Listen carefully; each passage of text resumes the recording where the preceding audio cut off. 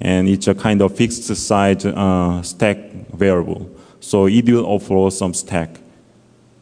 So this was what I analyzed at first, and Microsoft released the patch, and this is what I got. So looks pretty cool, right? So the diff entry actually shows the entry that has the vulnerability right away, and it actually shows only 2 entries, and the other one has security implication score of 2, and the first one has 6, so you need to look into the first one. So you directly get into the result right away, even though there are 2.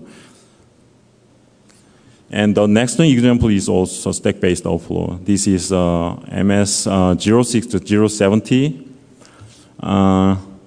Looks like, let me see.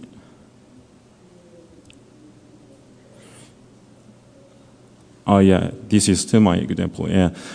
If you look into the patch, this was just a SIS number, but if you look into the patch itself, it will show something like this. It's calling WCS-LAN API to check the original buffer, and it's comparing the result with 101H, which was the length of the buffer, the original buffer. So it's checking the original the buffer that is supplied by the user with some constant number.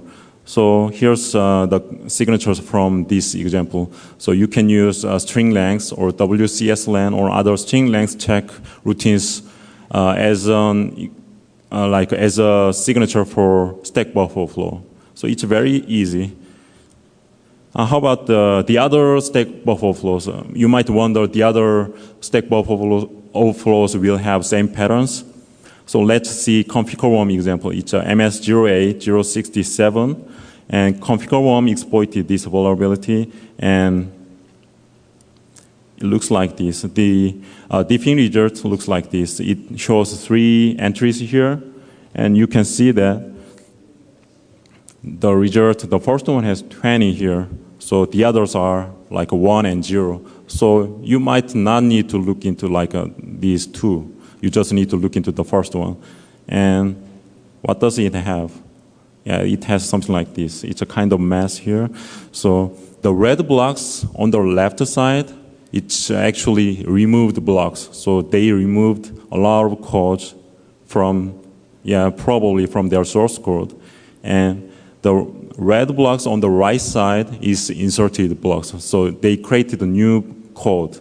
So looks like they removed a lot of code and inserted new code here. So you might wonder, because it was a logic error, you might wonder you can find any kind of signatures there. Yeah, yes, it looks like so. Because the patched code is calling a lot of like a WCS-LAN, and it's comparing the result with some numbers here. So you can still use WCS-LAN. And that's not all. Actually, it's calling some safe string API call here. Looks like it's a little bit fuzzy here. So it's a string CCH copy W API. It's what I was talking about. It's a safe string API from Microsoft.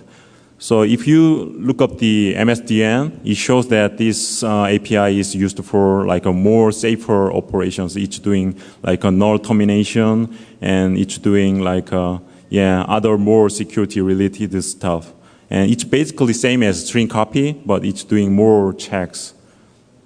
So if you find some patterns like a string safe, safe string APIs like this, you can conclude that the code must have some kind of security-related patches inside it. So you can use all these patterns, like all the safe string APIs and other like string copy underbar S thing. You can use all these as your pattern for like catching the patterns. And also, according to like SDL, you might need to like remove all the unsafe like a legacy string related operations. So you might use these patterns as a kind of detecting the vulnerabilities. So here's another example. This one is integer overflow, MS10-030 here. So it looks like it generates a lot of results here. And actually, the problem is inside the inetcom.dll, and it's used by Microsoft Outlook. And it's returning the problem. Looks like the first entry has something. So it's integer overflow, and if you look into the result here, it's calling ulong to ulong API here. So you might wonder what kind of API is this. It's 64-bit to 32-bit conversion routine, and it will convert any 64-bit routine value to 32-bit. And actually, the input for that conversion is coming from str to int, and the original data is coming from like user supplied response. So you might wonder what's the deal with the ulong long to ulong. It's actually converting 64-bit input to 32-bit. And during the time, it checks the original value is greater than maximum 32-bit value. If the 64-bit value is greater than that maximum 32-bit value, it will just return error code. So in that way, you can check whether it's overflowing the integer. So you can use ulong long to ulong function as the signature for integer overflow. And looks like somebody smells any kind of one exploit here. So if you go back to the list of functions here, you can see aside from that first one, there are a lot of other like a function list here that has been modified. It looks like they patched something without like telling vendors, security vendors or something like that. So here's the one that I found. The CIMAP for agent, it has a method called the resize message sequence number table, and looks like it has the same pattern here. It's calling ulong long to ulong, same API. And I look up some RFC. Looks like there are some message sequence number in IMAP, and looks like the client is managing the table for the sequence numbers, and looks like if the server is returning too many entries, like more than 0x3 FFFF or something, then it will overflow the table from the client. So you need to like return a lot of data from the server. So I don't think this is very easy to exploitable, but still it's exploitable if the user just waits for all the data to be transferred, maybe. So next example is also integer overflow here. So it's calling MALLOC here, and the length is actually from EAX here, and it's added by 0AH from the original value. So if original value like EDI was very big, it will overflow to like some small value, and it will create the integer overflow condition. So the fix is calling more CMP instruction here with original value. So it's checking twice. It's checking the original value is bigger than some constant number, and it's checking after the addition. So it's doing more comparison here. So you can use the number of CMP instructions. Maybe the patch might have more CMP instructions with it, and the unpatched one is not doing more sanity checks. So, and also it will come with some calls like malloc or hlolog or any call that ALOC patterns inside it.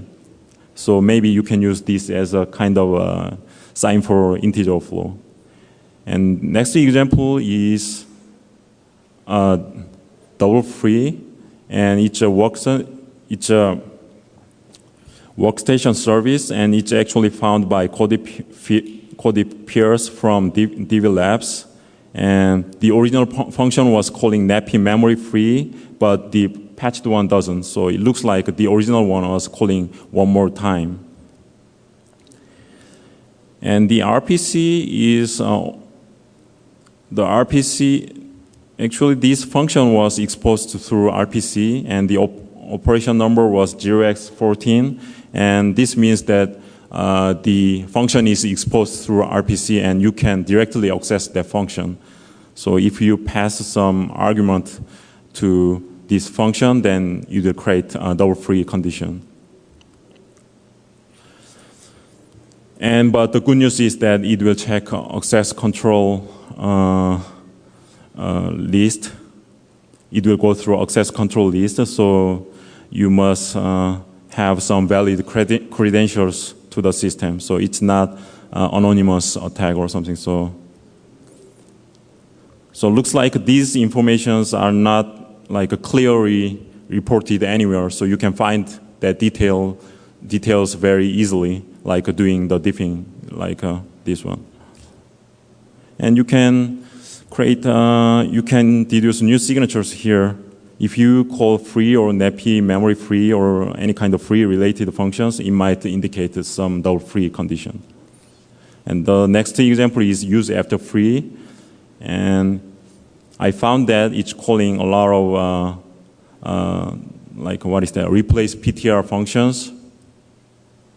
And the original one was, the function was called by like a 6 code locations, and actually the patched one was calling that replace PTR API like from a lot of places related to like event. And actually it's doing some kind of pointer replacement.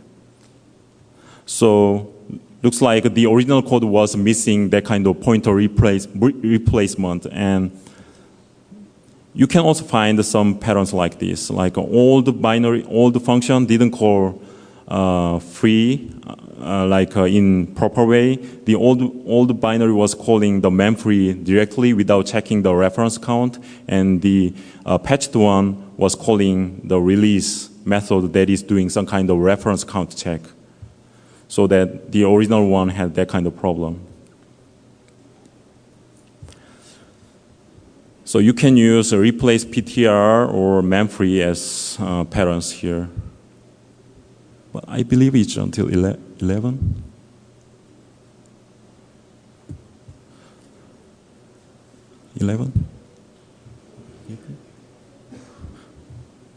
So looks like we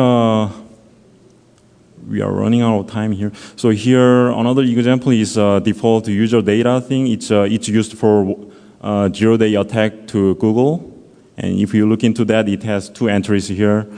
And this is a very important example actually. So actually the original core was calling variant change type EX with the same argument, and the source and destination was same. And actually the call to variant change type EX will destroy the destination data. So it was destroying some argument that has been provided from the other method.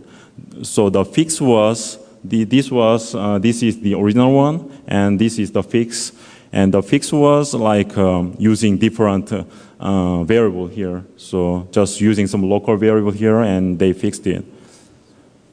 And you can use a variant change type EX as a kind of signatures here. And looks like there are one more exploit, one-day exploit here, because there was only one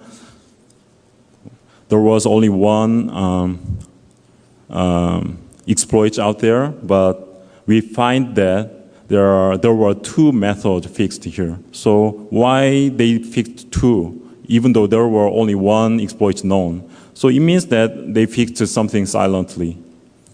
And here's some something that I traced, and looks like if you read here, the original problem was from cPersist user data class same method, set attribute to method, and it's related to default user data behavior. But the fixed one had another class like